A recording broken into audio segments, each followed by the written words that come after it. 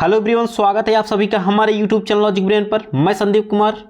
तो guys, blood के first part में हमने आपको ब्लड के बारे में समझा दिए थे। अब ब्लड के पार्ट 2 में हम आपको ब्लड के क्लॉटिंग यानी थक्का बनने के बारे में बताएंगे कि ब्लड हमारा जो है थक्का कैसे बनता है, जो रक्त होता है रक्त का जमना या थक्का बनना किस प्रकार से होता है। और इसमें हम मेन देखेंगे कि इसमें हमारे जो ब्लड का थक्का जमता है उसमें कौन कौन से एलिमेंट्स हैं, एंटीजन हैं जो अहम भूमिका निभाते हैं ब्लड को जमने में। तो चलिए वीडियो को प्रारंभ करते हैं। तो गाइस, सर्वप्रथम हम देखेंगे कि हमारा ब्लड का थक्का यानी क्या होता है, यानी clotting of blood cascading process. ये कैस्केडिंग प्रोसेस क्या होता है? तो clotting of blood is known as cascading process. It approx 4 minutes. इसका जो टाइम होता है 4 मिनट का होता है। जो ब्लड का जमने का टाइमिंग होता है 4 मिनट का होता है और 4 मिनट में यह समय लेता है ब्लड को जमाने में, ब्लड को जमने में। इसमें 4 प्रोसेस होते हैं। इसमें मुख्यतः है जो हमारा है 4 स्टेप्स होता है ब्लड को जमने में, 4 स्टेप्स होते हैं। तो जो हमारा पहला स्टेप है गाइस, जो हमारा पहला स्टेप है थ्रोम्बोसाइट है, जिन्हें प्लेटलेट कहते हैं, जो कि वायु के संपर्क में, जो हमारा प्लेटलेट है वायु के संपर्क में आता है। यही जो हमारा है डेंगू में प्रभावित हो जाता है। जो हमारा प्लेटलेट होता है, जब किसी व्यक्ति को डेंगू हो जाता है तो यह प्लेटलेट बहुत ही डाउन हो जाता है, बहुत ही खतरनाक कंडीशन को उत्पन्न कर देता है। तो डेंगू के समय जो हमारा प्लेटलेट होता है डाउन हो जाता है, कम हो जाता है और यह वायु के संपर्क में आता है। जैसे कि कहीं कटता है तो थ्रोम्बोसाइट ऑलवेज ब्लड में ही रहता है। जो हमारा थ्रोम्बोसाइट है यानी प्लेटलेट है हमेशा ब्लड में, और जब यह वायु के संपर्क में आता है, जो हमारा थ्रोम्बोसाइट है जब वायु के संपर्क में आता है यह थ्रोम्बोप्लास्टिन बना लेता है। और ये थ्रोम्बोप्लास्टिन शरीर के अंदर उपस्थित कैल्शियम को एक्टिव कर देता है। जो थ्रोम्बोप्लास्टिन होता है, जो हमारा सेकेंड स्टेप है थ्रोम्बोप्लास्टिन है, यानी कैल्शियम को यह कैल्शियम से मिलकर के थ्रोम्बिन बनाता है। और थ्रोम्बिन जो हमारा होता है थ्रोम्बिन जिन्हें कहते हैं प्रोथ्रोम्बिन। जब हमारा थ्रोम्बिन अनएक्टिव होता है यानी स्लीप मोड में होता है तब वह प्रोथ्रोम्बिन होता है। और जब थ्रोम्बिन एक्टिव हो जाता है यानी जब ब्लड को जमाने का कार्य करने लगता है तो उस वक्त वह थ्रोम्बिन हो जाता है। और तीसरा जो हमारा स्टेप थ्रोम्बिन हमारा फाइब्रिनोजेन को उठा देता है जब यह एक्टिव होता है। तो जो हमारा फाइब्रिन होता है, ये हमारा फाइब्रिन जालीनुमा संरचना होती है, जालीनुमा के समान होता है, जो कि फाइब्रिन प्लस रुधिराणु। जो हमारा नेक्स्ट स्टेप है फाइब्रिन बनने के बाद, यानी जो हमारा फाइब्रिन होता है जालीनुमा संरचना होती है प्लस रुधिराणु, यानी जो रुधिराणु हैं कौन कौन से रुधिराणु होते हैं जो कि समानता होते हैं। तो जो हमारा WBC होता है, RBC होता है और प्लेटलेट होता है, तीनों या मिल करके यह प्रोसेस मिल करके रक्त का थक्का बनाते हैं, रक्त के जमने में सहायता प्रदान करते हैं। फाइब्रिन और थ्रोम्बिन मिल जाते हैं तो यह प्लाज्मा को बाहर निकलने नहीं देते हैं और प्लाज्मा यहीं पर रुक जाता है।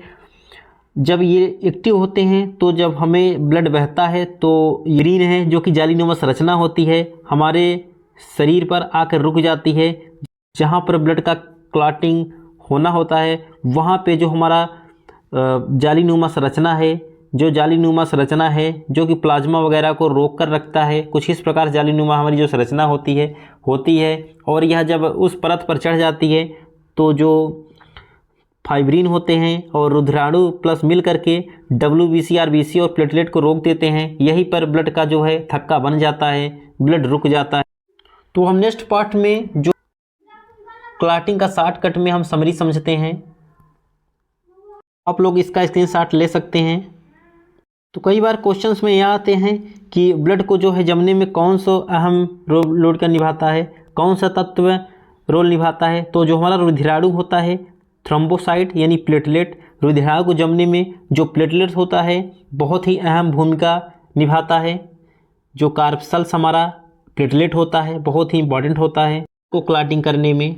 यदि प्रोटीन में बात किया जाए तो जो प्रोटीन में हमारा प्रोटीन की बात की जाए तो फाइब्रिनोजेन, जिस प्रकार से हमने देखा था कि जो हमारा फाइब्रिनोजेन होता है प्रोथ्रोम्बिन को एक्टिव कर देता है और प्लस हमारा प्रोथ्रोम्बिन मिल करके यह धातु को एक्टिव कर देते हैं। तो जो हमारा तत्व धातु जो नेक्स्ट हमारा थर्ड है तो तत्व और धातु कौन से होते हैं जो कि यह ब्लड क्लॉटिंग में मदद करते हैं? तो कैल्शियम होता है। जी हाँ गाइज, कैल्शियम होता है। और यदि विटामिन की बात किया जाए कि कौन सा विटामिन रोल निभाता है, तो हमारा विटामिन के होता है जो कि कैस्केडिंग प्रोसेस में अहम रोल का निभाता है। गाइज आपकी जानकारी के लिए बता दूं, यदि जो ब्लड होता है बॉडी के शरीर के अंदर ही क्लॉट कर गया तो शरीर के नस में ही जम जाता है और बैठ गया तो नस फटने का चांस बढ़ जाता है। और यदि बॉडी के अंदर किसी भी प्रकार का क्लॉट होता है, यदि बॉडी के अंदर क्लॉटिंग हो रही है, तो इस विधि को हम लोग हेमरेज कहते हैं। उसे हेमरेज हो सकता है। हेमरेज के लिए विटामिन के जिम्मेदार होता है। क्लियर हो जाता है। यह अक्सर ब्रेन में होता है। जो हेमरेज होता है यह ब्रेन में होता है। ब्रेन के वेंस होती है, ब्रेन के जो नसें होती हैं बहुत ही लचीली नसें होती हैं। जो ब्रेन की हमारी नसें होती हैं बहुत ही लचीली और सॉफ्ट होती हैं, बहुत ही मुलायम होती है, जिनकी वजह से ब्रेन हेमरेज होने का ज़्यादा चांस होता है। शरीर के अंदर ब्लड जमना यानी मौत का संदेश देना है, इसलिए शरीर के अंदर एक एंटीक्लॉटिक एजेंट बैठा होता है जिसे हम हेपरिन कहते हैं। जी हाँ गाइज, यदि शरीर की मेन सुरक्षा की बात की जाए तो हमारे शरीर के अंदर एंटी क्लॉटिंग एजेंट उपस्थित होता है जिन्हें हेपरिन कहते हैं। यही हेपरिन ऐसा होता है, ऐसा एंटीजन होता है जो हमारी पूरे शरीर को सुरक्षा प्रदान करता है। यदि हेपरिन जब तक आपका साथ दे रहा है तब तक आपके शरीर के अंदर किसी भी प्रकार की समस्याएं नहीं होने वाली है। और जो हमारा, जैसे कि मैंने 4 स्टेप्स बताया, जो हमारा फाइब्रिनोप्रोटीन होता है, प्रोथ्रोम्बिन होता है और प्लेटलेट होता है, ये सब मिल करके फाइब्रिनोजेन, ये सब मिल करके जो ब्लड है क्लॉटिंग करने का काम करते हैं। एक ग्रुप होता है और इसी वजह से हेपरिन का भी बहुत अहम रोल होता है ब्लड क्लॉटिंग के करने में। लीवर होता है जिसमें कि फाइब्रिनोजेन, प्रोथ्रोम्बिन और हिपेरिन होता है। यह हमारे पूरे बॉडी को सुरक्षित करके, अब्जॉर्ब करके बहुत ही अच्छा सुरक्षा प्रदान करता है।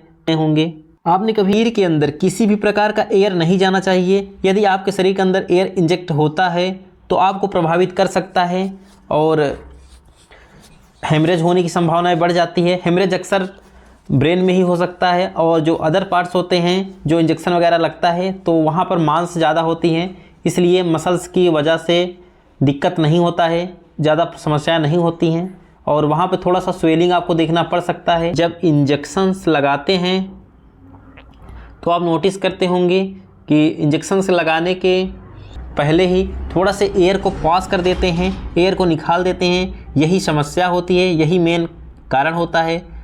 और यदि हमारे अंदर किसी भी प्रकार से अंदर जो है एयर क्रॉस कर गया तो वहाँ की जो मांस होती है टाइट हो जाती है। हालांकि यहाँ पर हेमरेज होने का चांस नहीं होता है, लेकिन स्वेलिंग आ जाती है जिससे हमें गर्म पानी से धोने की सलाह देते हैं जो हमारे डॉक्टर्स नर्स होते हैं। तो आई होप कि आप समझ गए होंगे। तो वीडियो पसंद आया हो तो वीडियो को लाइक करें, चैनल पर नए हो तो चैनल को सब्सक्राइब करें। Thanks for watching this video.